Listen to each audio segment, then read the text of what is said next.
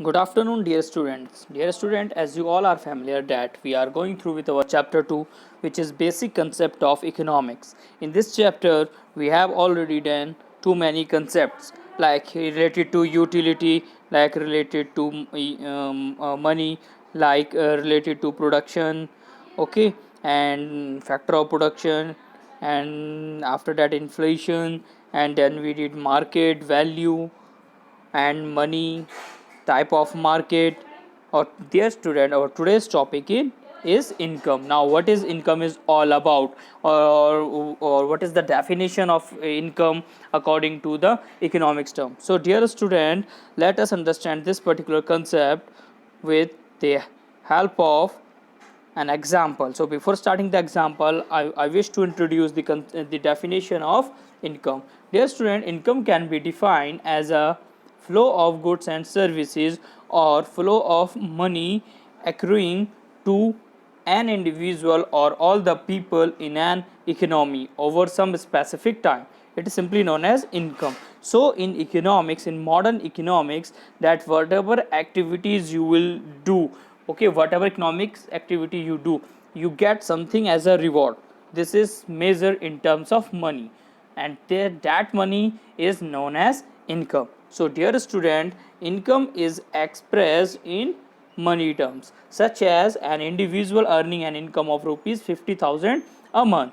So income measure in term of some monetary unit like rupee, dollar, etc. is known as money income. Okay dear student, some people earn an income by selling commodities they themselves have produced by their own labor. For example, a small farmer may produce rice with the help of his family member and thereby earn an income by selling rice in the market.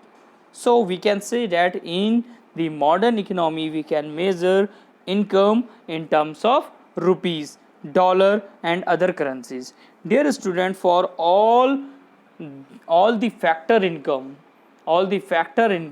which we receive for the factor services, it simply measured in different terms. Now the question is, what is factor services? This we studied in our previous video. Like in case of factor services, we have capital, we have land, okay, we have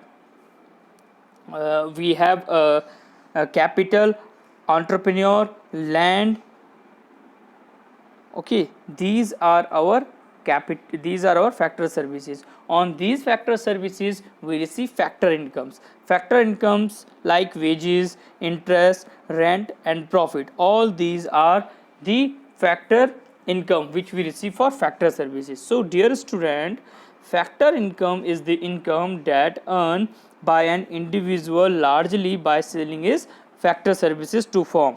Wages, interest, rent and profit are various categories of factor income. Okay dear student, so in the words of Dornbush and Fisher, we can say that national income is the value of final goods and services produced in domestically owned factor of production during a given period. Okay dear student, okay, now we are talking about income. As I told you that whatever economic activity we do in our economy, so we get something in return in terms of money. It is known as our income, dear student. Okay, now factor income we already done. Now this is national income. So according to Dornbush and Fisher, that national income is the final value of goods and services produced by domestically owned factor of production. Okay, so this is called your national income. But while considering national income, dear student, always keep in mind certain things. The first is, national income is expressed in monetary terms.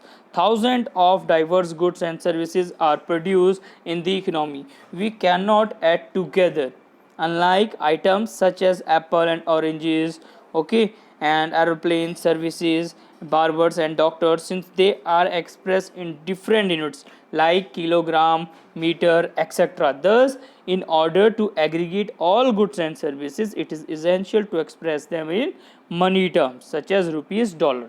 That's why whenever we measure income, it is important that when you measure income or services, you must have to express that the reward of that particular service in terms of rupee. Okay dear student, secondly, national income reflects the value of final goods and services. Okay, so the national income which you have, it reflects the value of final goods and services. That is, goods and services sold to the final user, like the household, intermediate product, etc. So those goods and services which are further processed before they are used or sold to the buyer, or excluded from national income. So dear student, in case of national income, this national income you will study in your higher classes, also in your 12th class. That national income, we are talking about GDP, GNP. Okay, we are talking about per capita income. There are so many different terms in this particular national income concept, and there are different type of method to calculating this. Okay, there are certain variables which we included in national income, there are certain things which we excluded in national income. Okay dear student, so this is the concept of income. Now these all the term like national income you will study it in your higher classes also. So national income, you have to understand that it is basically represented as GNPFC. Okay, gross national product at factor cost, it is known as your national income. And you receive GNPFC by GDP, gross domestic product, plus net factor income from abroad. So this national income is the summation of these two things. Okay, I will explain this particular national income you in your chapter number 7th also, or in your higher classes also. So we will understand this particular concept in our next chapter 7th. Now per capita income, this is important term dear student. If we talk about per capita income, it simply represents the income of an individual in a country, or the income of every or each and every individual in a country. So how can you measure the per capita income? Okay, income of every individual, there is a simple formula dear student. Per capita income equals to national income divided by population. Okay, we can understand this with the help of example. That for example, if national income of a country is 99,82,100 crore and the population is 125 crore, so this national income is divided by the population and we get 79,856 at per capita. It means that 125 crore in a living individual in a country, this is the population of a country, and the income of each individual is 79,856. okay, this is the income of each individual in this country. Okay, that's why this is known as per capita income. So you can understand this. Per capita income of a country is the average income of the normal resident of our country in a particular year. That in a particular year, what is the normal income of a resident of a country, we can measure it with the help of this numerical, or with the help of this formula. Okay, this is known as per capita income. Okay dear student, next is our saving. What do you mean by saving? Dear student, we all know that if you talk about saving, that saving is a part of income. That from our income, whatever we consume, after consumption, whatever is left, it is simply known as saving. Now suppose you have rupees 1000, and out of rupees 1600 you spent it somewhere. Okay, you did something from 600 rupees, so the rest 400 rupees is your saving. So we can say that saving refers to that part of the income which is not spent on consumption. Okay, the part which you not spend on your consumption, it simply represent your saving. So that's why if you have 1000 rupees and you invested, you spent 600 rupees, so the rest 400 rupees is your saving. Okay dear student, now thus saving is the income that household receive but do not spend on purchasing goods and services. Household would like to save a part of the income that earn from various reasons, like meeting the expenditure of higher education of their children, construction of residential houses to provide for old age, and etc. Like your parents do saving, we all do saving for our those things, or our those desire which we have to fulfill in near future. So the saving is a remaining part of income. Okay student, so saving done by household is known as personal saving. Household like you, like me, like us, okay, whatever saving we done, it is simply known as personal saving. And however, saving is done by the business or government as well, it is known as business saving, and the saving done by government is known as government saving. Okay dear student, So let's move to our next part, which is our investment. Now there is a concept given in this particular saving, what is aggregate saving and what is individual saving. We all know that individual saving means the saving by the household, and if you talk about aggregate saving, basically aggregate saving is the total saving done by all the people in the economy, and it is the sum total of private plus government saving. This is known as aggregate saving and it is represented by AS. Okay, dear student, AS means aggregate saving. This aggregate saving is the summation of two things. One, the private saving, okay, the saving done by you, me or household, plus the government saving, the saving done by the government. So this aggregate saving is the summation of private plus government saving. Okay, dear student. So now move to our next point, which is investment. This is our last point. Okay, now if you talk about investment, we all are familiar that investment means that the act by using production resources for the production of capital goods. Okay, now suppose you have something and you invest it for the further profit, for the further production of capital goods, it is simply known as investment. And your economics, your student, always keep in mind that our saving is equals to investment. This is the term S equals to I. So whatever income you, whatever saving you have, you did investment by that particular saving. That's why saving is equals to investment in our economics.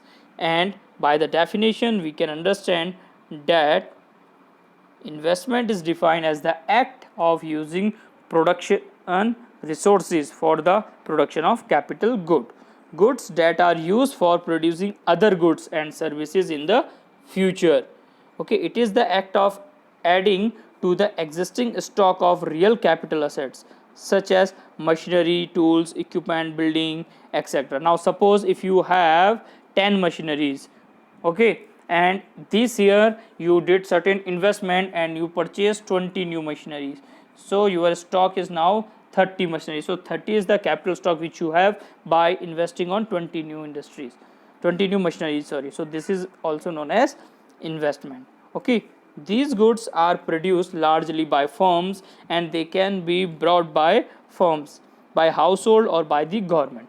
Another name for investment is capital formation. This is one of the most important name, the capital formation. Capital formation means when your capital start increasing or when you form the new capital. Suppose you have a one factory and you then suddenly you buy another industry for you, or you constructed another industry, it is or a firm for you, it is simply known as capital formation. Suppose you have one house and you purchase two more houses, it is simply known as capital formation. You have one you suppose you have bike and you purchase a car for you, this is your capital investment also. Okay, so these type of investment is simply known as capital formation. Okay, dear students, so that's why investment is sometimes known as capital formation. The essence of investment is the diversion of the part of society currently available resources for the purpose of increase the stock of investment good so as to make possible an increase in consumption output. Okay, dear student, the major component of investment good. Now what are the major components of investment good? The first point is producers fixed investment. Okay, what is producer fixed investment? It consists of new capital goods such as plant, equipment, tools and machineries. All these are producer fixed investment because it consists of new capital goods, okay, such as plant, equipment, tools and machineries. So capital goods are often called producer fixed investment. Okay, dear student, next is investment in residential housing and non-residential structure. It includes investment made in the construction of residential houses and non-residential structures like office building, power plants, bridge, road, etc. Okay, dear student, so a residential house gives utility slowly over a long period. For this reason, housing construction is taken as investment rather than consumption. So keep in mind that constructing a house is an investment, not consumption. So investment in residential housing is different from other forms of investment in that houses. Okay, student, are sold. Now some Now suppose if a contractor form a house for the purpose of sale it, okay, for the purpose of sales, okay, then when he sell the house, it's simply known as investment. He did investment for to formation of a house, then he sell the house, it is simply known as capital, it is simply known as investment, capital investment. Now investment in stocks. All firms keep stocks of raw material, semi-finished goods and finished goods in factories or shop for smooth production. Okay, so a net addition to stock is considered as an investment. Suppose you have a stock of 100 clothes and suddenly you increase the stock by 1000 stock. So this is the new addition in your stock. This is also known as investment. Okay, dear student, so we can say that investment requires to keep the existing stock of capital intact by replacing what has been worn out and otherwise use up the process of production is known as replacement investment or depreciation. Okay, dear student, so that's it for today, student. We will do wealth in our next topic. Okay, take care, stay safe.